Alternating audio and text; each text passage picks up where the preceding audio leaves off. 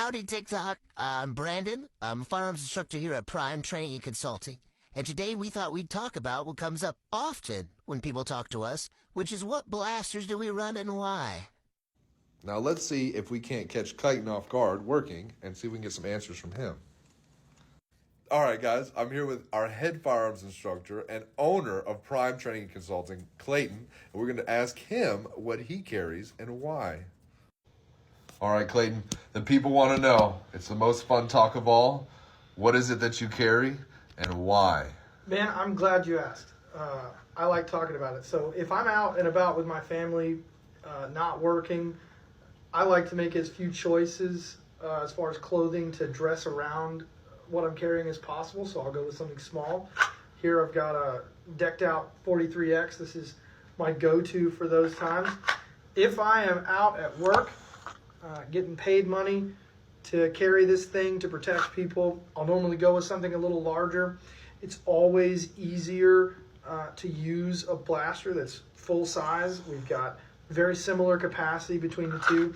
This one's 17 plus 1. This one's 15 plus 1. Always a backup magazine, usually in my left pocket. Here's an extra 20 for the small guy, or extra 24 for the slightly larger one. Okay. And what are those big squares you got on top of the guns?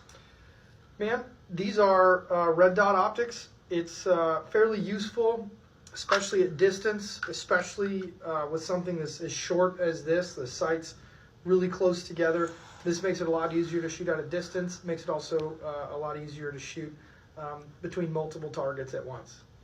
Does it make a big difference? Like, let's say I have a Glock already. I get to choose between getting another Glock or another gun or adding parts to my current gun.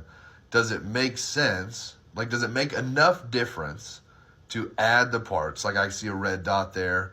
Looks like you have a few other parts on the gun. Is it worth it, or is it at a certain point gamer gear? I would say if you've already got a duty or carry quality blaster here, and you've already got a high quality white light, and you've already got a high quality holster, then something like a red dot can make a lot of sense. It does add some capability. It does remove some of your concealability by adding height here. It does add weight. One more thing to keep batteries in. But overall, if you've already got a high performing package with, like I said, a white light, high quality blaster, nice holster to carry it in every day, then yeah, I think a red dot is a good investment. Okay, very cool. And the second question we always get asked, why the extra mag? Is it necessary? Are you really thinking you're going to run into that many threats out there in the field, or even just on the day-to-day? Is it worth it? Do you really need to carry an extra mag? That's a great question and pretty simple to answer. These cartridges tend to be the single most common failure point of the whole system.